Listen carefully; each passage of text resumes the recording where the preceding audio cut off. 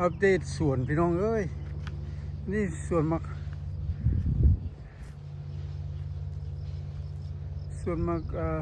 มักน้อยเนาะอ๋อonly 4 week จาก last คลิปพี่น้องจากคลิปแล้วนี่มามีแต่4 ทิศนั่นนี่มันเก็บได้แล้วพี่น้องซ้ำนี่เก็บได้แล้วเพิ่นเก็บไปขายแล้วนี่เพิ่นเก็บไปขายเลยซ้ำนี้พอดีงามนี่เนาะอันนี้เป็นสวนมักน้อยกับพระเจ้าถ่ายแต่คลิปเริ่มปลูกทำบิดพุ่นนะแต่หมากมันยังน้อยๆเป็นดอกผลพวงเอาเครือมันขึ้นบ่ตัวนี้พวงเป็นเนาะเป็นหมากยังน้อยอยู่ตัวเพิ่นเก็บแล้วสุดนั่นเนาะอันนี้มันแดดนี่มันเป็นใส่น้ำแล้วมันขึ้นอีกเพิ่นเก็บอยู่แล้วนี่เป็นสวนมักน้อยเนาะอันนี้ให้เบิ่งซื่อมันมีเบื้องหนึ่งที่ว่าฟากนั่นก็เป็นมักน้อยกันแต่ว่าสิบ่ได้ไปถ่ายที่ตัวนี้ให้เบิ่งซื่อเนาะขึ้นว่ามันขึ้นหลายจังได๋พุ่นน่ะตัวนั้นมากใหญ่เพิ่นพี่น้องยาวมากยาวอีกพี่น้องมานี่สำนั้นน่ะเพิ่นได้ขายเนาะเพิ่นเก็บได้เก็บขายเราเบิ่งกันพี่น้องนี่มันได้มากได้ผลนะพี่น้องเป็นเก็บบล็อก1 $30พี่น้อง30 เผ่าประมาณ30 เผ่าบล็อก1 $30เนี่ยพี่น้องในเบิ่งในสวนข้าพเจ้าออก2-3 คลิปแล้วพี่น้องพี่น้องในเบิ่ง2-3 คลิปแล้ว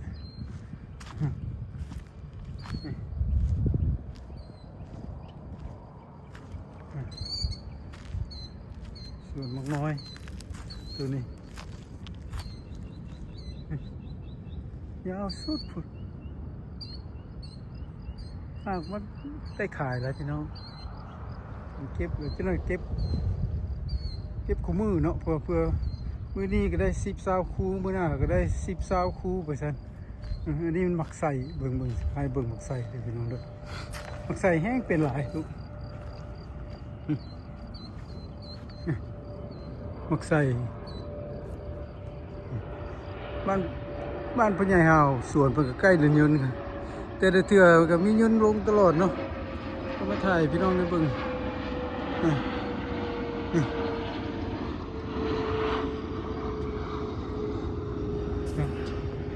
นี่เป็นสวนมักไซก็เป็นเลยบ่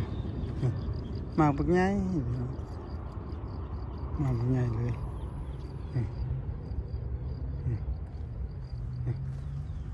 หมากนี้ย้อนอยู่ลุมเป็นพี่น้องลุงอันนี้กับบล็อกหนึ่งกับประมาณซ้ำกันบ่เนาะประมาณ$30-35เนาะพี่น้องสุดผลหลายหมากนี่มักใส่หมากน้อยนี่หลายคนปลูกผลญานี่มัน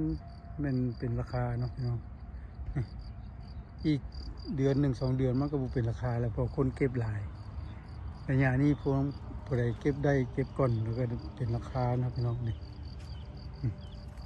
ให้เบิ่งเป็นมากแต่มากน้อยๆเป็นดอกเนี่ยพี่น้องเห็นบ่นี่ตัวนี้นี่มักใส่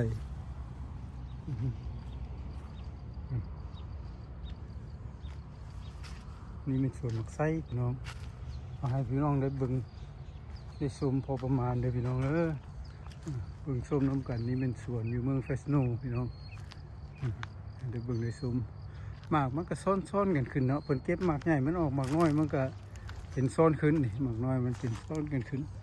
นี่หมากใหญ่เพิ่นก็ยังบ่ได้เก็บดีกันใหญ่เป็นตะเก็บบ่ล่ะ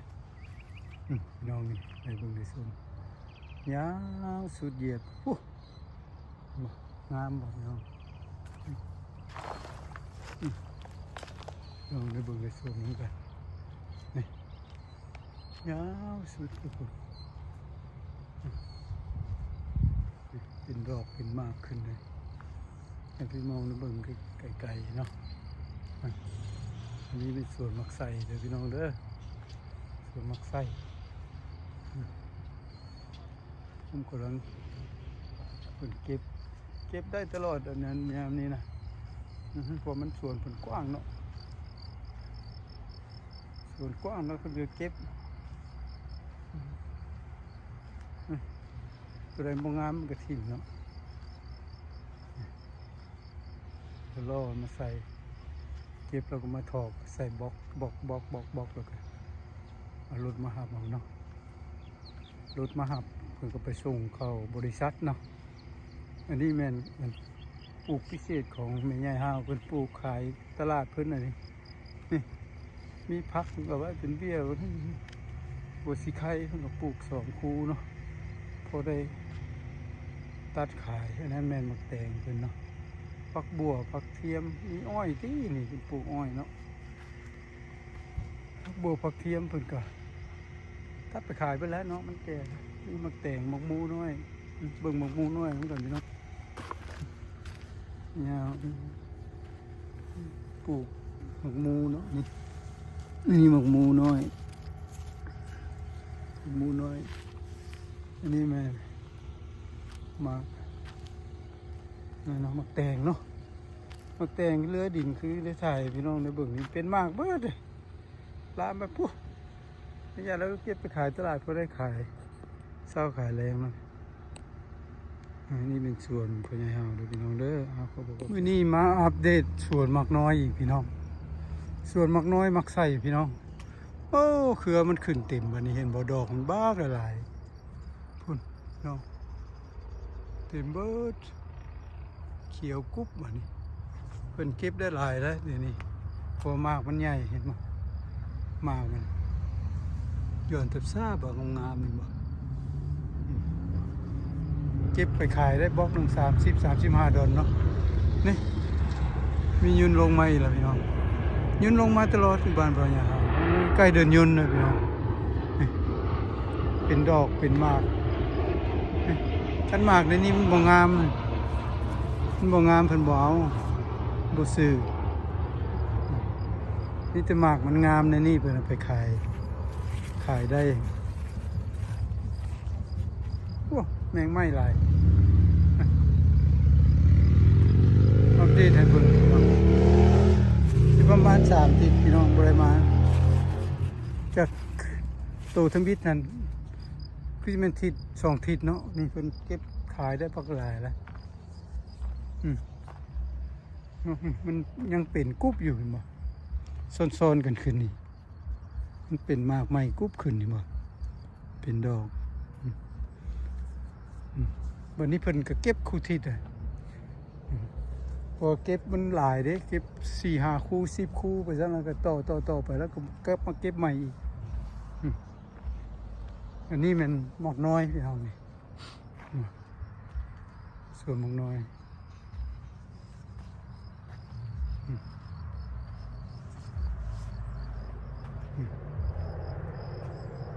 เป็นดอกเป็นมากกุ๊บอยู่พี่น้องคุณสวยตัวนี้เนาะพี่น้องพอประมาณบ่ได้ไปถ่ายสวนมักใส่ให้เบิ่งเนาะที่ได้ถ่ายตัวนี้กับชุดแล้วนี่เพิ่นก็เก็บได้หน่อยเนาะวันนี้เก็บได้หลายแล้วนี่หลายแล้วพุ่นเป็นมากมากหลายขอบใจหลายบาย